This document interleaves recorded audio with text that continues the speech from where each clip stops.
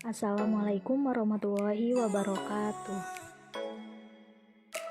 Nama saya Minis Dianti dengan NIM 1912128, kelas PAI A semester 5.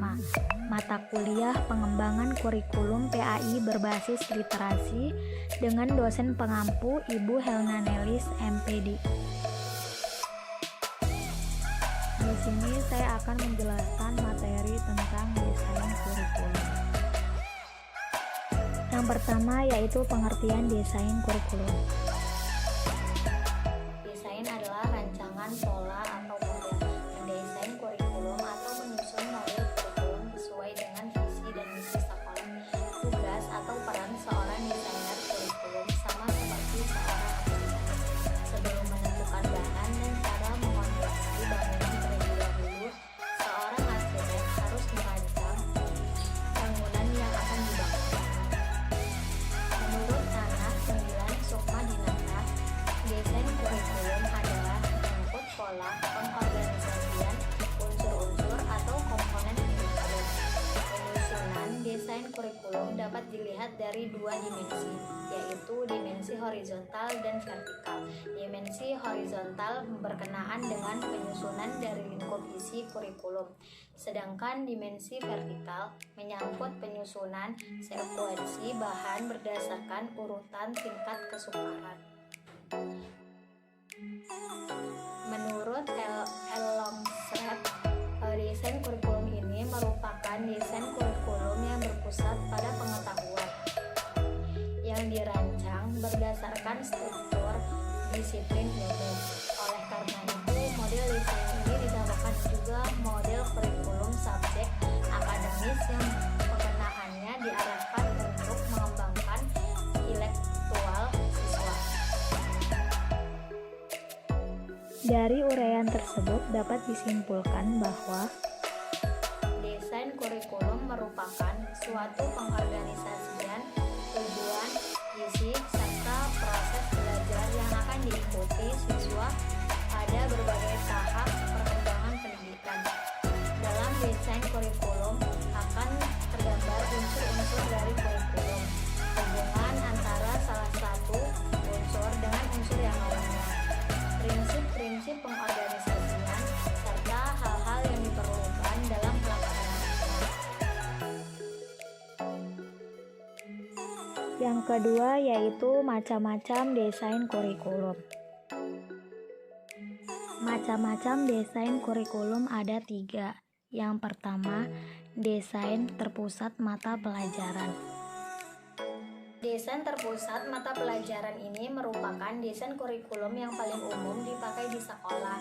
Pada desain ini, menu pokok kurikulum adalah pengetahuan sebagai konten pertama kurikulum.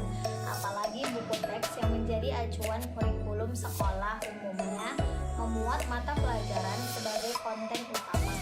Selain itu, secara historis, kurikulum sekolah bermula dari pengajaran pengetahuan yang diklasifikasikan ke dalam beberapa mata pelajaran yang terdiri atas beberapa subkategori, yaitu sebagai berikut.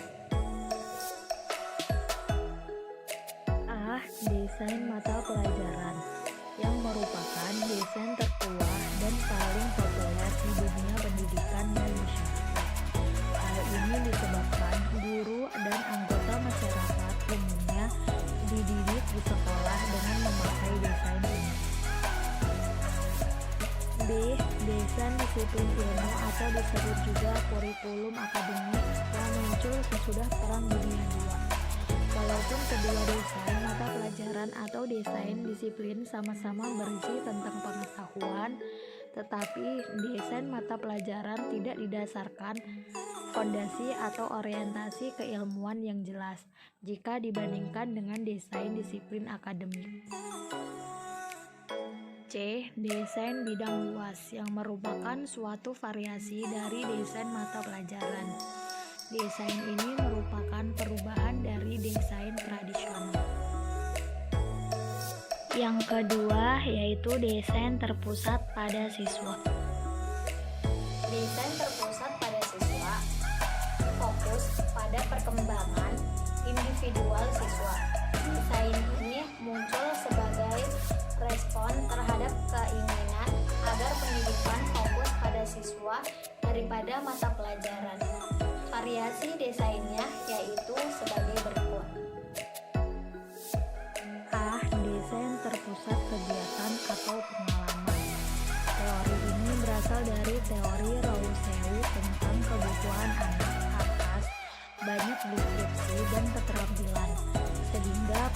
pendidikan perlu memberikan kesempatan kepada anak untuk mengobservasi alam agar anak belajar dari alam. B. Desain sekolah alternatif.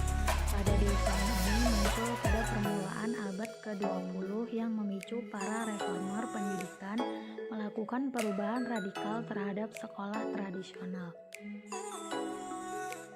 C. Desain humanistik. Desain ini muncul akibat reaksi atas tekanan yang berlebihan pada kurikulum berbasis disiplin ilmu.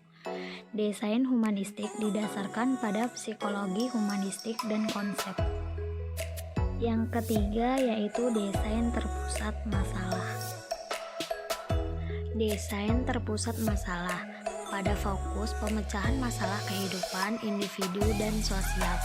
Karena cakupan masalah kehidupan sangat luas, desain ini terdiri atas berbagai tema, seperti situasi kehidupan yang selalu muncul, masalah sosial kehidupan umum, masalah kehidupan pemuda, masalah etnis, dan masalah rekonstruksi sosial. Tekanan desain ini dibatasi pada 3 desain, di antaranya sebagai berikut. A. Desain situasi kehidupan. Desain ini diajukan Florence Statemeyer et al. Yang menyimpulkan bahwa siswa bisa memperoleh pembelajaran yang lebih bermakna jika yang dipelajarinya itu mirip dengan masalah di masyarakat. B. Desain inti. Kurikulum inti didesain untuk menyediakan pendidikan umum bagi semua siswa terkait masalah kehidupan manusia umumnya. Kekuatan desain ini berkaitan dengan konten yang bertumpu pada pengalaman nyata siswa sendiri, bukan konten yang bermuatan pengalaman atau berkeinginan siswa. C. Desain masalah sosial dan rekonstruksi. Beberapa pendidik percaya kurikulum bisa membantu perbaikan kehidupan sosial masyarakat untuk mencapai kehidupan masa depan yang adil. Desain ini berpikir bahwa kurikulum harus membantu siswa untuk menyesuaikan diri dengan masyarakat. Yang ketiga, sifat-sifat desain kurikulum. Sifat-sifat desain kurikulum diantaranya sebagai berikut. Yang pertama, strategis, yaitu karena merupakan instrumen yang sangat penting untuk mencapai tujuan pendidikan nasional. Yang kedua, komprehensif, yang mencakup keseluruhan aspek-aspek kehidupan dan penghidupan masyarakat. Yang ketiga, integratif, yang mengintegrasikan rencana yang luas, mencakup pengembangan dimensi kualitas dan kuantitas. Yang keempat, realistis, berdasarkan kebutuhan nyata peserta didik dan kebutuhan masyarakat. Yang kelima, humanistik, menitik beratkan pada pengembangan sumber daya manusia baik kuantitatif maupun kualitatif. Yang keenam, futuralistik, mengacu jauh ke depan dalam merencanakan masyarakat yang maju. Yang ketujuh, merupakan bagian integral yang mendukung manajemen pendidikan secara sistematik. Yang kedelapan, perencanaan kurikulum mengacu pada pengembangan kompetensi sesuai dengan standar nasional. Yang kesembilan, berdesertifikasi untuk melayani keragaman peserta didik. Yang kesepuluh, bersifat desentralistik karena dikembangkan oleh daerah sesuai dengan kondisi dan potensi daerah. Cukup sekian materi yang dapat saya sampaikan, kurang lebihnya mohon maaf. Wassalamualaikum warahmatullahi wabarakatuh.